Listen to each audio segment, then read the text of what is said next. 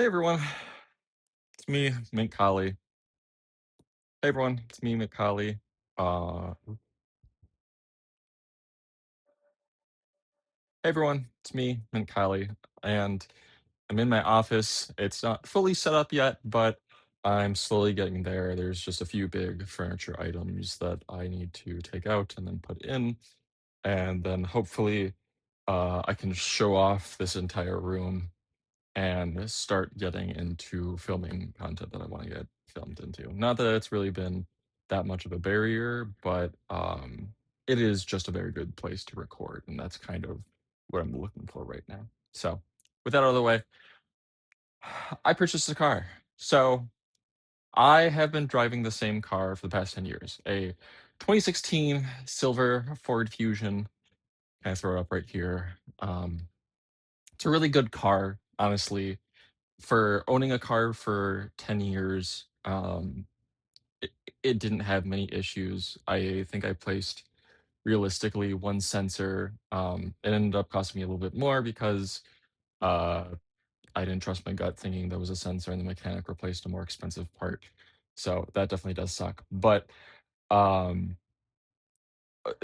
the only thing I've ever replaced in the car truly on maintenance is tires and batteries. So that's kind of expected, especially when I lived in Florida, where the heat is pretty intense on batteries, and then going to uh, Wisconsin, where it's cold. So, kind of got a lot of both throwing at the car. And I've taken the car on a lot of road trips too, back and forth from Wisconsin to Florida or Illinois and Florida. So, it's got a lot of miles. I just hit 20. I didn't even think I have hit 200,000 on it. I'm getting close to it, but it was a really good car.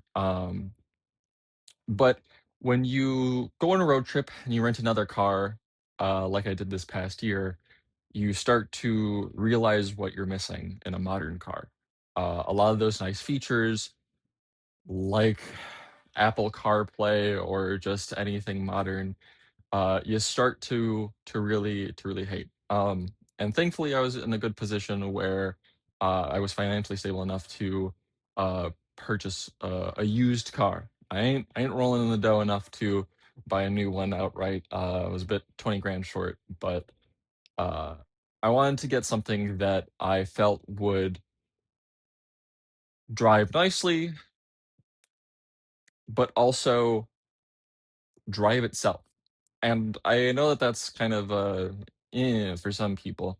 But in my defense, I have vision issues. Glasses are a new thing for me. I used to have 20/20 vision, but my vision has seemingly, before I even hit my 30s, rapidly declining. And also, I'm colorblind, so sometimes I have issues depending on if the lights aren't updated enough, seeing the actual color of traffic lights, which sucks. You don't want that when driving around, right? Like you want to be safe when you're driving. Uh, so I think for me going forward, thinking about the next 10 years, if my vision uh, declines even further, how vulnerable would I be to accidents? I'm a really good driver. I'm pretty autistic when it comes to the road. Uh, I drive the speed limit or five over. I'm usually in the right lanes on the highways with cruise control on, the one thing that my car did have. But other than that, I follow the rules of the road. I don't speed, I don't race. Um, I'm a good boy. But I wanted to get something that would check all those boxes. Originally, I had my heart set on the Rivian R2, which, if you're looking at the price tag, was out of my budget. Definitely, I couldn't afford that. Um, though I think if all the stars aligned, would I put myself in a little bit of debt to get that car? Probably.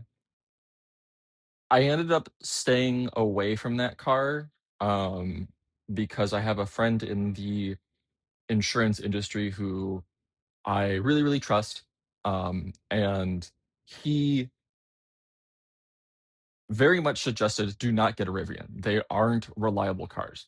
I think they are nice cars. They look really nice. I think for me personally, um, the thing that I hated about my Ford Fusion when going on road trips was whenever I tried to sleep in that car, me being a 6 foot tall motherfucker, it's impossible for me to sleep in that thing. I like, if I lay in the back seat, I'm cramped up and I don't get a good night's sleep and my legs are in pain. If I try to sleep in the chair with the seat folded all the way back, I can spread my legs out, sure, but then I have back pain because it's not a flat bed, right? Like, it's not a great situation, especially if you're trying to haul stuff like a big fursuit and clothes and all this other sort of stuff, which I'm actually packing right below, because I'm about to go to Megaplex in my new car, which I will get to shortly. Um, but yeah, that was the main thing I was looking at with the Rivian. I wanted to get the standard trim, and thought that because of its height and size, I could store everything that I wanted to store, but also have enough room with seats folded down to sleep in the back of the car.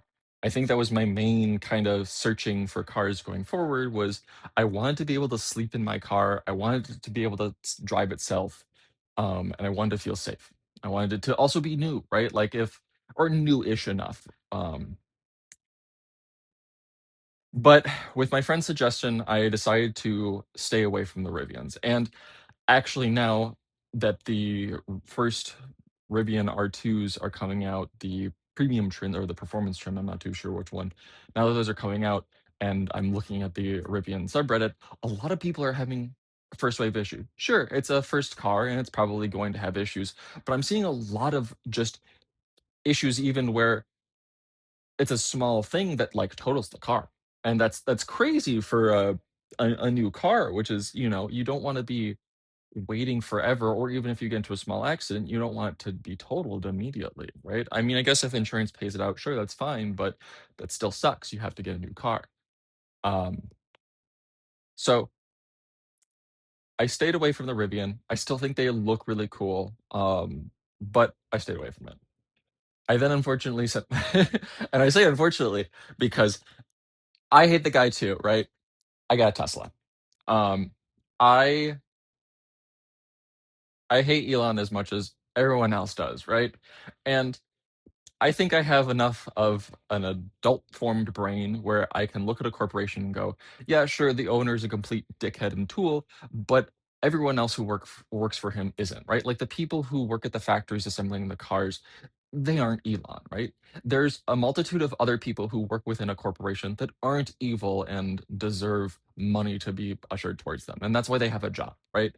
I think separating the art from the artist is a key part in everyday society, especially when everything is just shit now, right? Like, the intrudeification is grandiose, and it's either you kind of roll with the punches and you get a Tesla, or you stick your head in the sand and just kind of hope that being tossed to the wayside goes in your favor.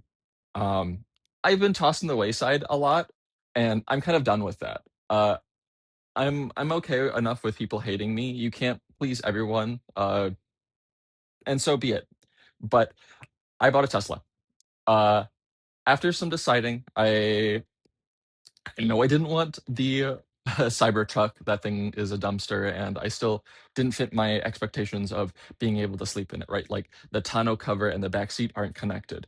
If I wanted to camp in it, I would have to be, putting on additional layers in the tonneau cover and kind of keeping it open a bit just to make sure I could breathe in the thing and survive, right? Out.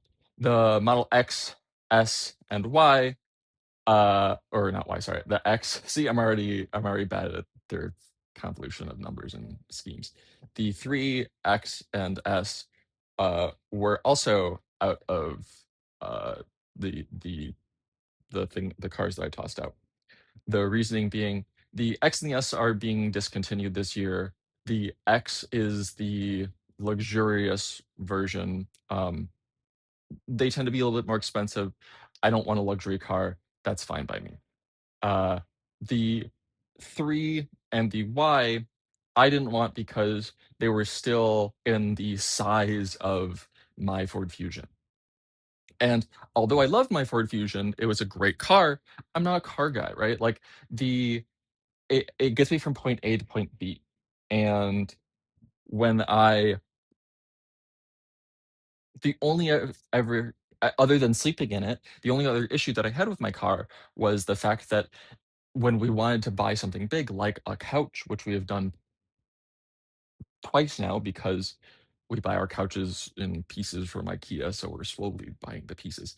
Uh, it was almost impossible. We just barely managed to fit a couch in my Ford Fusion, and I still don't know how we had to disassemble the thing and take it apart and reassemble it, even with like disassembling the stuff underneath it and basically taking the thing apart, like actually taking the couch apart, which I if you're looking for the in the market for a fully disassemblable couch, go with IKEA. That shit's great. But I wanted something with a little bit more room than those 2.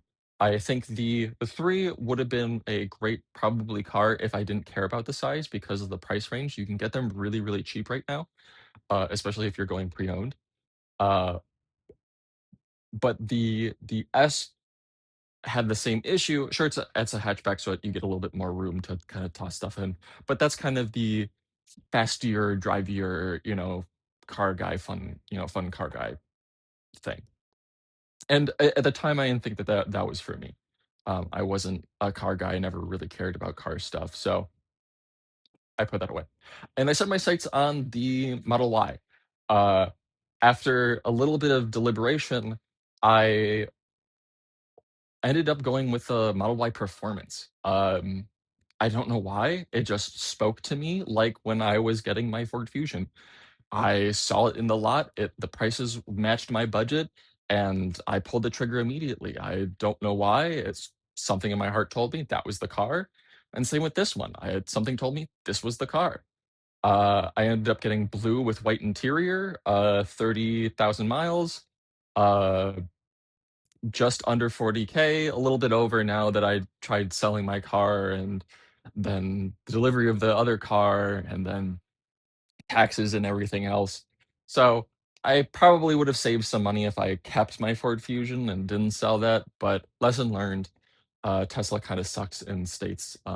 Definitely go on their website if you're purchasing a used one and check what their kind of registration thing is. If you're in a state like me, Wisconsin, they kind of fuck you out the ass if you're trading in a car.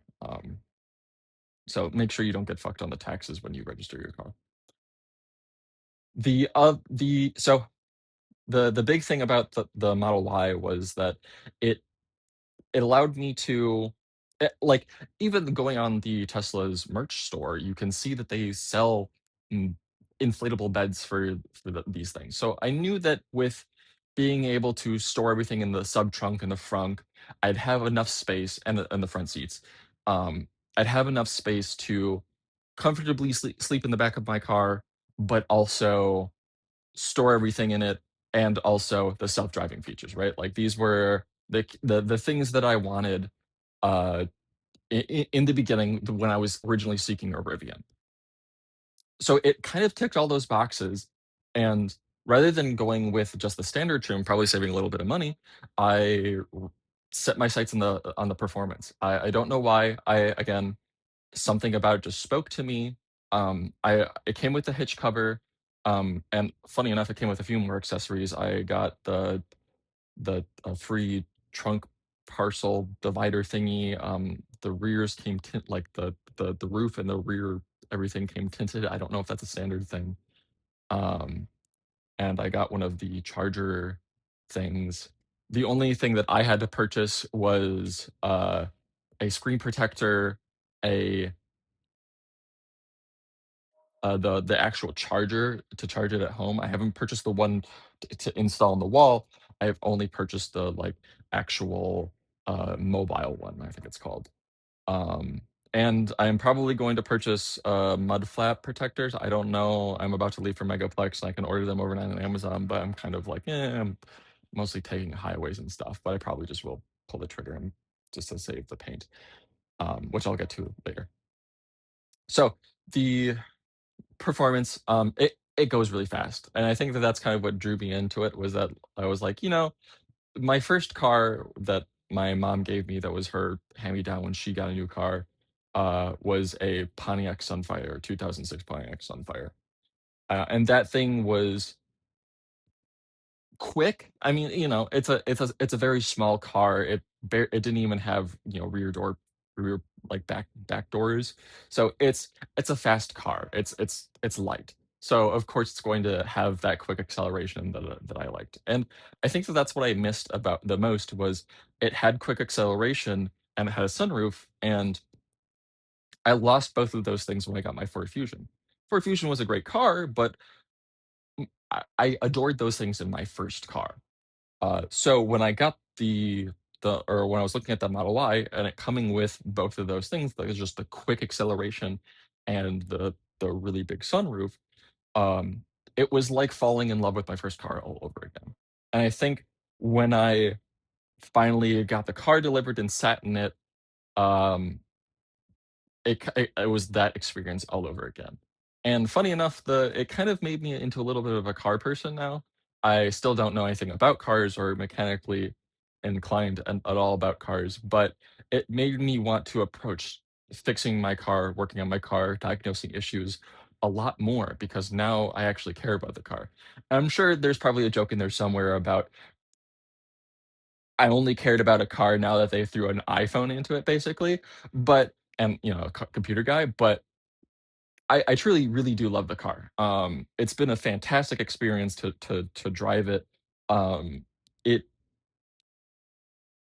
it's like driving an RC car, but bigger, right? Like, when you that's how I describe it with the one pedal braking and everything, right? Like, when you pull the trigger on an RC car, it just goes, right? Like, and when you let go, it stops, right? Like, there's still a little bit of a roll, slowdown kind of, but it just comes to a stop. And that's kind of like a Tesla. A Tesla is just like a big RC car, and especially with the performance, a really quick one. And boy, howdy do I love driving that thing around. Oh my god.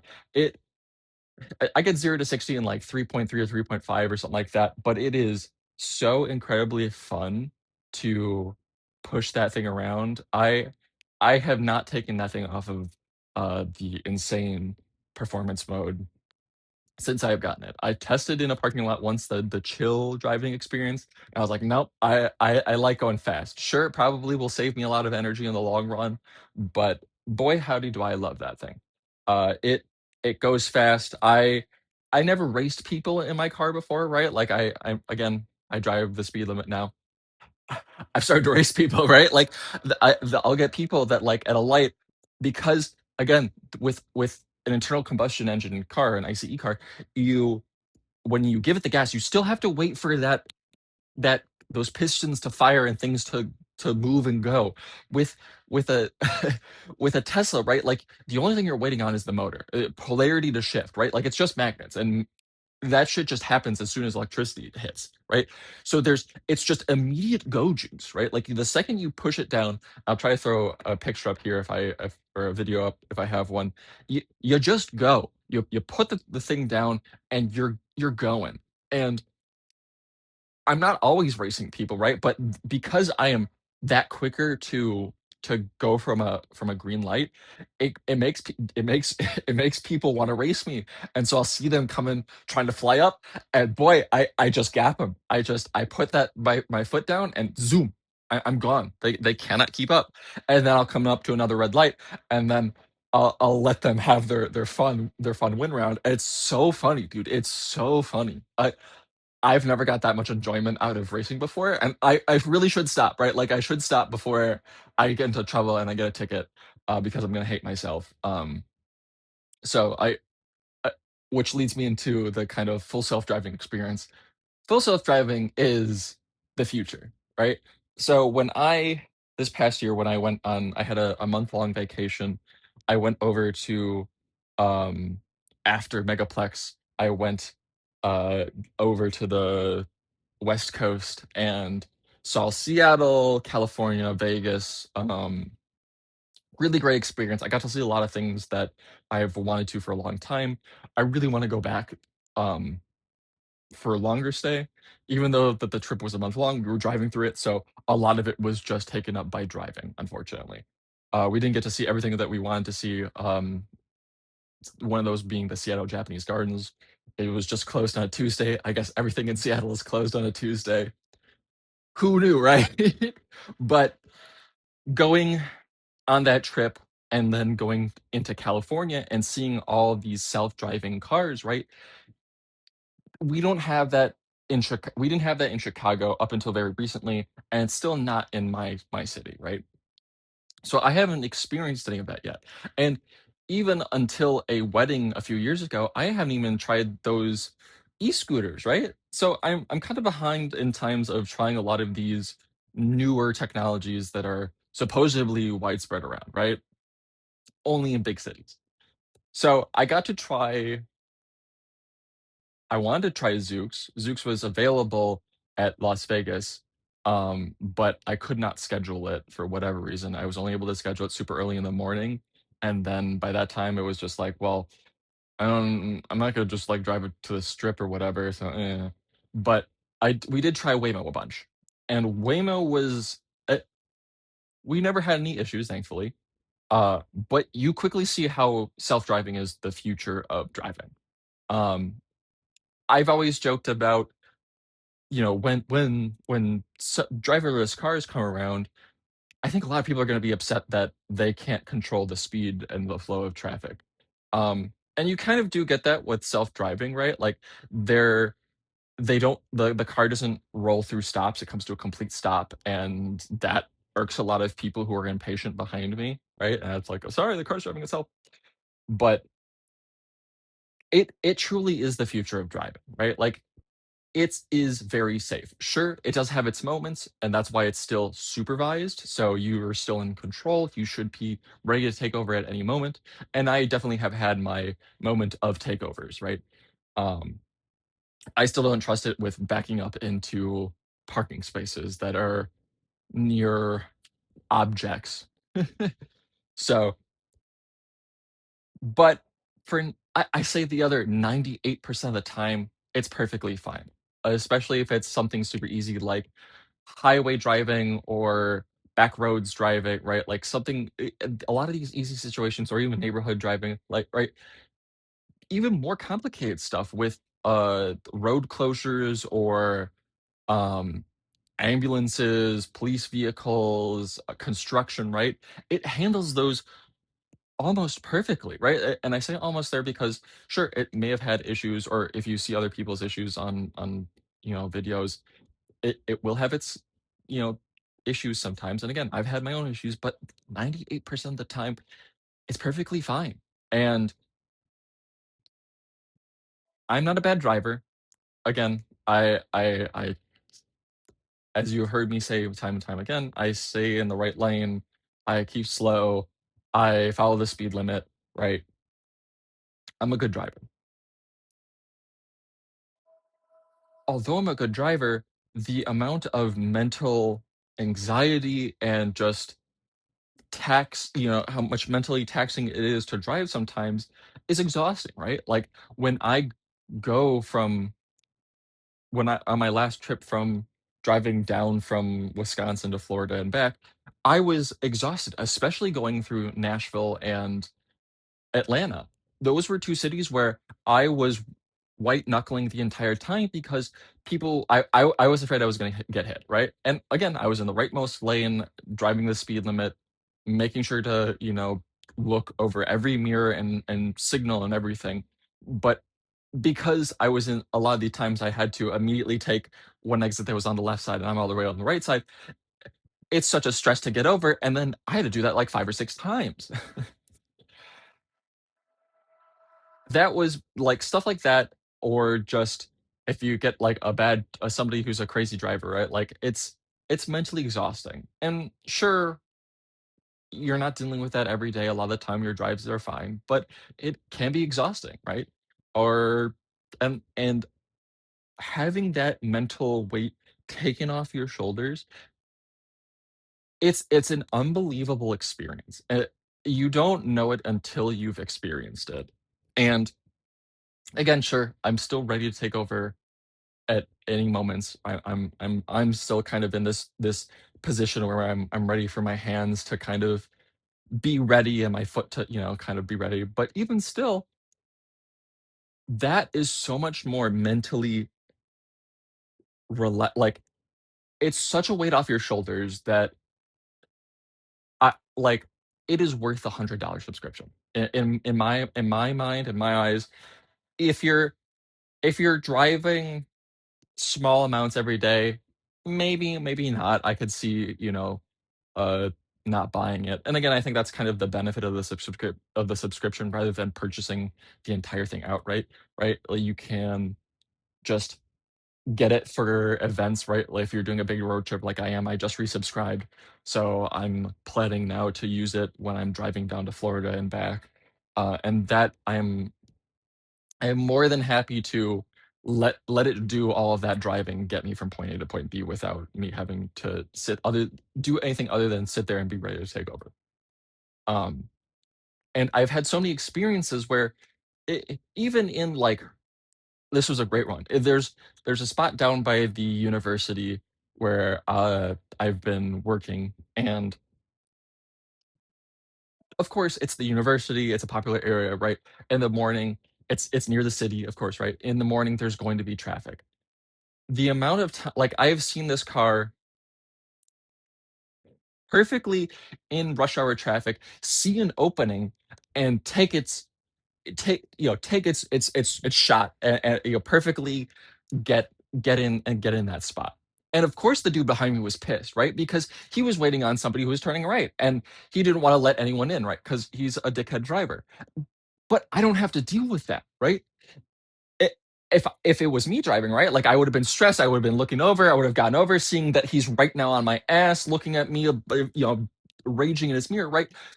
That before would've stressed me out. I would've been shaking, stuff like that.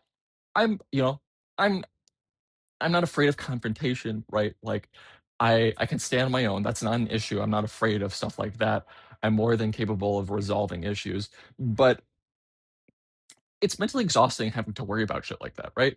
And now with FSD, just like that, I didn't care, right? Like, all I could think about was, "That was a good takeover. Good job, car." Right? Like, and then I go back to relaxing and just going, "Alright, get me to point A to point B," right? And that is it is so crazy to be in that experience. And I think, again, for me, that's it takes off that box. It's software, again, sure, it's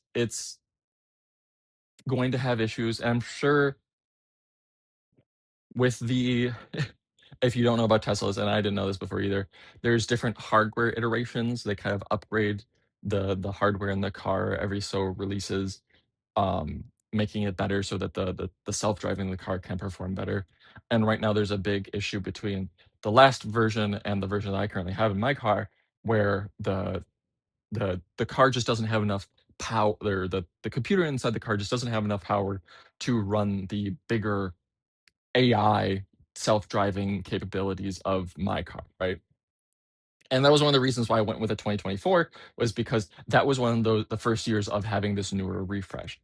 And you can kind of see where the ones that are the step down from mine have issues, um, with being able to navigate some of these self-driving things. So if you do see or if you are driving one, you gotta make sure that it's hardware 4 and not 3, and probably even soon, they're going to make me bite my ass because, or put my foot in my mouth or whatever, because I think they're coming out with a 4.5 here soon, or they've already come out with it. I think I saw a YouTube video where some guy said he had it, and then it disappeared off of his car because he bought a Model S Signature Edition, or he was looking at a Model S Signature Edition. Um, so I probably already fucked myself over not getting that car, but okay. Camera's about to die, so I had to quick pause, whatever. So, kind of lost my train of thought, but again, I know I was talking about full self-driving. It's it's incredible, and I think if you were ever given the opportunity, to try it, go for it. And speaking of, I can give you that, ability to try it. If you check the description of this video, there will be a link where, you can schedule a demo of full self-driving. In full transparency, I do get $10 of credit for everyone that does it. Um, it's just going to be used for supercharging credits, so I can get free charging, primarily probably, when I'm gonna do this trip, although I'll probably edit this after the trip, so it won't really math out, but that's girl math, it's fine. Uh, I think my first couple of weeks of driving the car have been amazing, right? For the first month that I had the car when it came with the free trial full self-driving, I barely even drove the car myself. I let the car drive it around me the entire time. And I have a little bit of anxiety when it came to owning a new car, right? You don't want to bump it into anything. Even just kind of accidentally scraping it on a low curb really irked me, so much that I was trying to see if I could order that part. And I think that that's kind of another advantage of the Teslas right now is that if you go on the website, there's a parts.tesla.com. You can basically buy the entire car, um, off that website and assemble it yourself. I'm sure there's probably 1 or 2 pieces that are missing, but and it wouldn't be, it would probably cost you more in the long run rather than buying a new car outright, right? That's probably why uh, they want you to buy a new car. But for me, having that ability to just go on the website and go, I think I'm missing this piece, or I don't really like the way that this looked. It's kind of looking a little dented or dinged. Can I replace it? How do I do that? Right. And Tesla makes that stupidly easy, right? You can go to that website, go to the category that of your car and go to and find the category of that piece and then purchase it. Sure, they might not allow you to buy every single tiny piece. Sometimes they're sold as bigger, larger pieces, but sometimes you can buy those smaller pieces from third-party sites that kind of buy them up and, whatever. And I think that along with that, they also have plenty of extensible documentation on their service portal where you can find out how to disassemble a specific piece and then reassemble it. And that makes me so much more confident and more approachable to servicing and working on my car than I have ever been, right? The last time I even attempted to change the brakes on my Ford Fusion, it was a fucking nightmare. I wanted to kill myself, dude. Having to use a special tool to kind of like pop this weird thing out and like use pressure to pop it in. I couldn't do it. I wasn't strong enough. I do not have the muscles for that. My boyfriend, who is way stronger than me because he's a bigger man, he was able to do that, or I should say partner. We've been boyfriend for so long now, but he wasn't able to do it. Right? It took him uh, 2 days to get all those things back on there, even with a special tool that we went out and purchased. And even then, we had to go back to the auto shop and buy several other tools because every time we got to the next step, it required some other non-specific standard bit or whatever. That was atrocious, right? Like, but with Tesla, even before you start, it goes, here's all the list of tools that you need before you can start. And you go, oh, okay, I don't have XYZ. I'm not going to touch this right yet. Let me wait until I can get those things and then I can start on it. And even before that, let me go through the video and then the step by step guide so that I can kind of get an idea how to do it.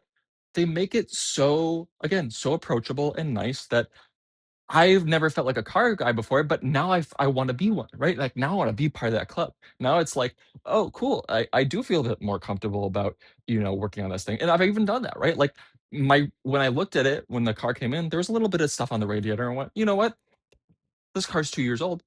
I should probably clean that," right? Like, not a deep cleaning, I didn't water clean it, but I felt comfortable enough taking the frunk out and then vacuum and blowing that out, and did it really need it? Probably not, but I felt comfortable doing it, and that's the biggest thing for me, right?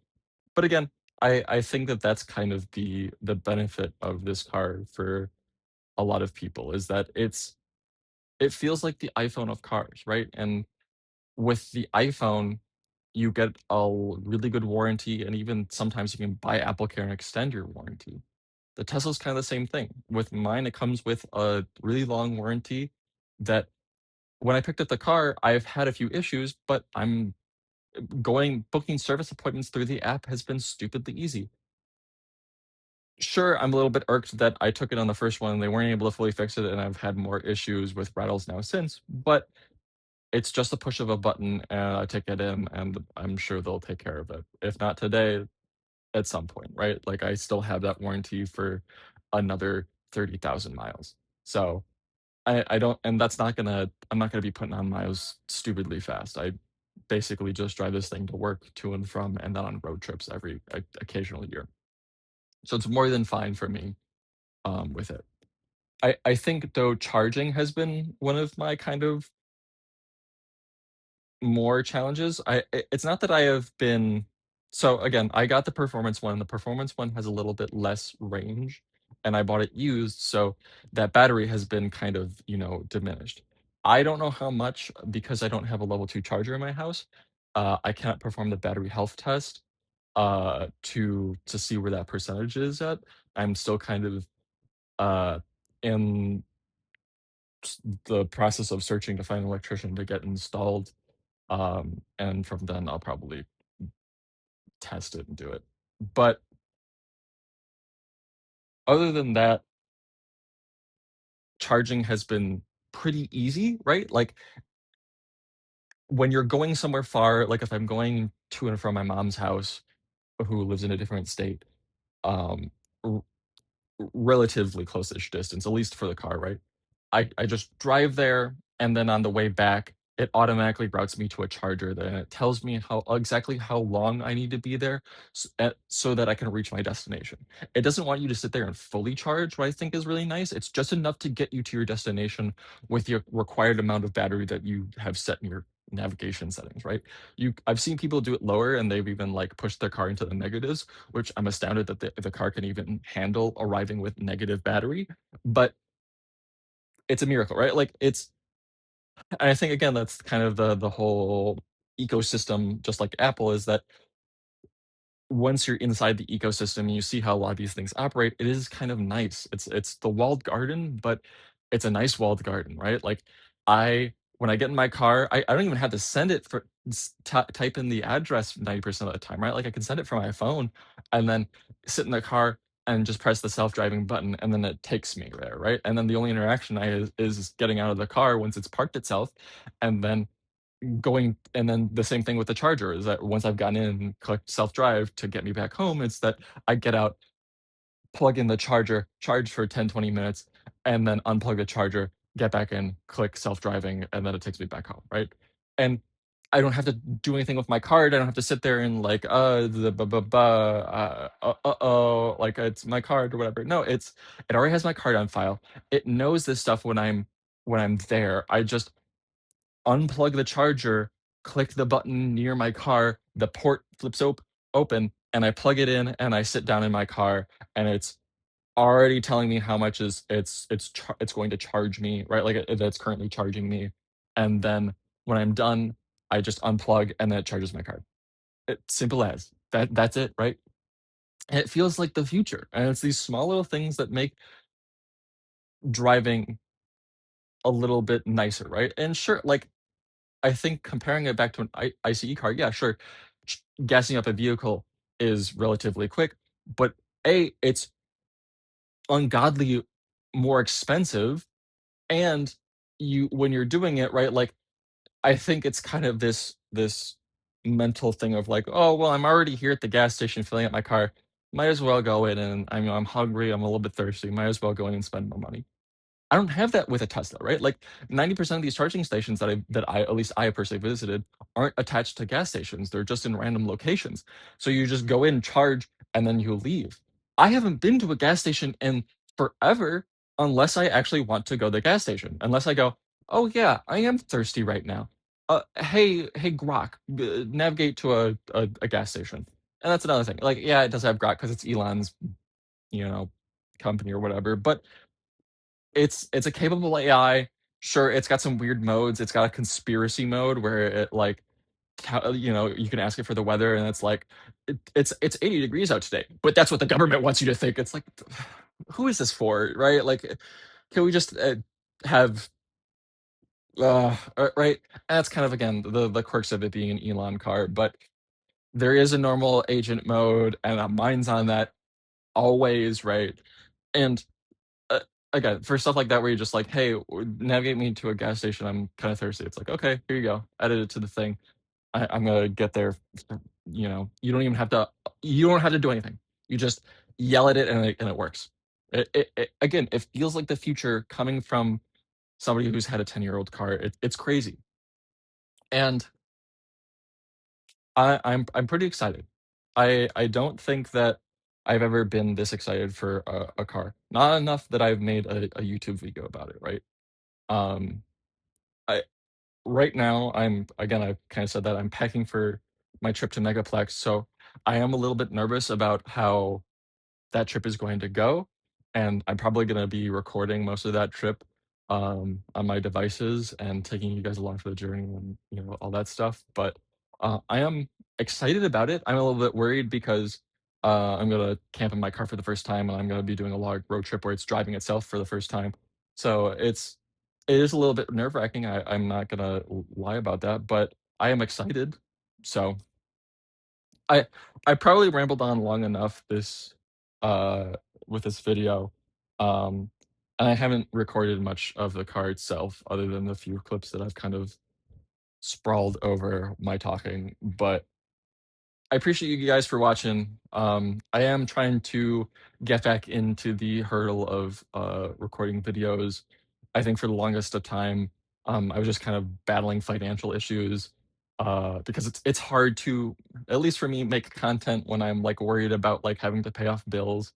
And then even still, like I want to have a good room to record stuff in that I'm not, bothered by, or that I can, have a good vibe area for it, and this room isn't complete at all for that yet. I've got my server rack right here, which is actively going on that I'm noise canceling out, and a fridge that I have to move into another room, and reshuffle that bed. So it ain't ready yet, kid, um, but I hope it will be. Ugh, dear God, I hope it will be. Um, Probably not before the end of this year because I'm going on a trip to Japan, which I'm gonna hopefully try to record and edit, and bring you guys along for it because it's gonna be a friend's trip, with Song Redwood. Some of you may know him. He's an amazing friend of mine, and I cannot wait for that trip here for my 30th birthday. So, again, I've rambled on long enough. Hopefully my camera is still alive. I don't even know at this point. I haven't checked again. So, but other than that, guys, see you all later. Peace.